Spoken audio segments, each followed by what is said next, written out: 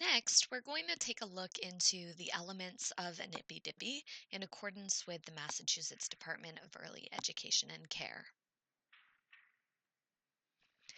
The first thing to note about the IPDP is that the EEC licensing regulations actually require providers to update their registry profile in the PQ registry system on an annual basis. The benefit of this system and registering educators in this system is that the PQ registry allows for individual educators to keep a record of their work experience, their professional developments that they've attended, their certification, and their education. So it's a way for them to keep all of that information in one place. And in order to take advantage of any professional development resources, in the state of Massachusetts, educators are required to have a PQR number. I wanted to take you just really quickly to the website of the Massachusetts Department of Early Education and Care and give you an insight into where to find more resources if you're unfamiliar with the PQ registry system. So the link at the top of the screen, www.eec.state.ma.us/PQ registry, will lead you to more information and live links so that you can register um, your educators into the system. Now let's look at the basics of an IPDP form. So a couple things to note about this form is that the Department of Early Education and Care does not require that their version of the form be used. So you can find a version produced by the Department of EEC online, but that is not mandatory for your use.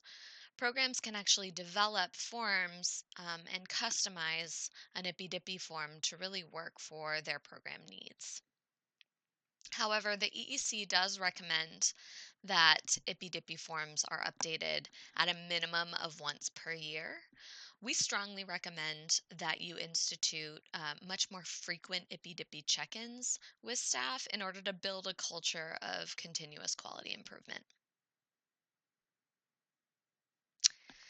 So, I want to walk you through BOSTnet's version of the IPDP, which you can find in the resources in this course. At the very beginning of the form are, blank lines, a set of blank lines so that the individual educator can fill in their general personal information. These are just the basics such as name, position, program, PQR number, date, and then their supervisor. The supervisor line is especially important to note because supervisors should be actively involved in the development of an IPDP and should be equally accountable for that IPDP to ensure the educator's success. The next section of the IPDP form is the credentials section, and this kind of gives a snapshot into the current level of education and the current credentials and certificates that that educator brings to the table. So, for example, if I were a summer staff member at an after school program who was in the middle of completing my bachelor's degree, I would check high school degree because I have not quite yet attained my bachelor's degree. Let's take a look now at the next section of the IPDP form, which is the short-term professional development goals. The BOSTnet IPDP form takes into account both short-term and long-term goals, since we feel that educators should be looking at both throughout their development. At this point in the IPDP form process, educators should be looking towards the goals that they want to complete in the next year. That's how we define the short-term goals. So back to the example about the summer staff member. who is currently attempting to complete a bachelor's degree in early education, that staff member would check the first box because their short term goal within the next year is to complete a bachelor's degree within the field. Another area to draw your attention to in this section of the form are the specific core competency areas. In addition to detailing kind of the degree and credential that the educators are working towards, they should always be looking at the core competencies, the Mass EEC core competency areas, and measuring their strengths and weaknesses in those areas. And we highly recommend that educators choose at least one or two areas where they feel they need the most growth. The last section is simply, the area of focus. If your program is highly focused on English language learners, that would likely be your the box that you would check here. In addition, if it was focused on English language learning for school-aged children, you would also check the school-age box. The next section is, of course, long-term professional development goals. And BOSTnet defines long-term goals to be within the next 5 to 10 years. So again, back to that summer staff member who is working on their bachelor's degree. If in the next 10 years that person would like to achieve a master's in education, they would then check the Master's of Education, the master's degree box in the degree section.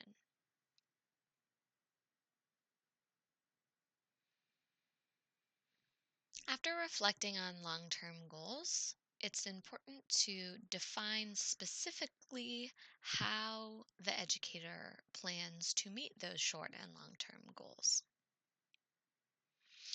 And when we're talking about defining goals, it's really crucial to remember the SMART acronym: specific, concrete, measurable, relevant, and time-bound.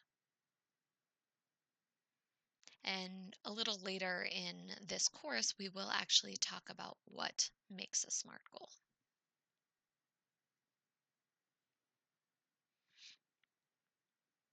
Towards the bottom of the form is something called the Memorandum of Understanding, or an MOU. And an MOU outlines the specific roles and responsibilities for both the supervisor and the educator so that both parties have a really clear understanding of their purpose and their interactions for the partnership.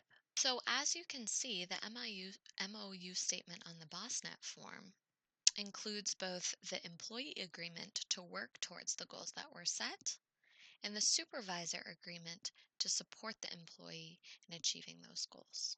While we will get into incentives a little bit later in the course, it is important to note that supervisors, are defining their incentives at this point for that staff member to complete their IPDP goals. And before moving on to another IPDP conversation, it's important to think about when the next IPDP meeting will occur. Good planning will allow for consistency in the process, which will improve the quality of the educator's experience as well as the program's quality. After deciding on a date for the next IPDP conversation, the educator then can actually select CEU courses or college courses that align with the core competency areas where they wish to grow. BOSTnet offers a wide variety of both in-person and online trainings, such as this one, that educators can take advantage of to grow in their weak competency areas. As you can see, we're looking at very specific courses.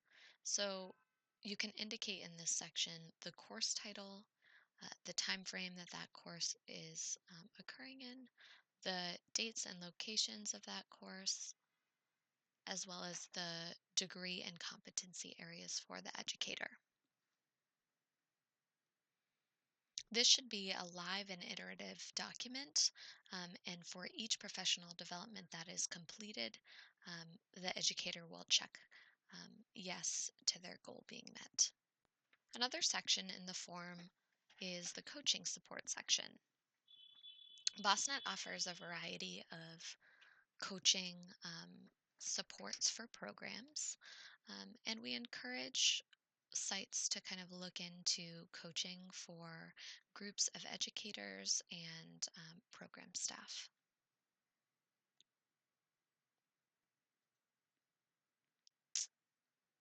At the end of the IPDP form, there is a section for folks to indicate the expected barriers and supports that they will face. So, throughout the course of their professional training, educators should always be reflecting on, what are the barriers to success? What might prevent uh, them from taking trainings or from being able to fulfill the goals that are indicated in the IPDP form? And the support section is meant to really guide the program directors and to supporting educators throughout the IPDP process.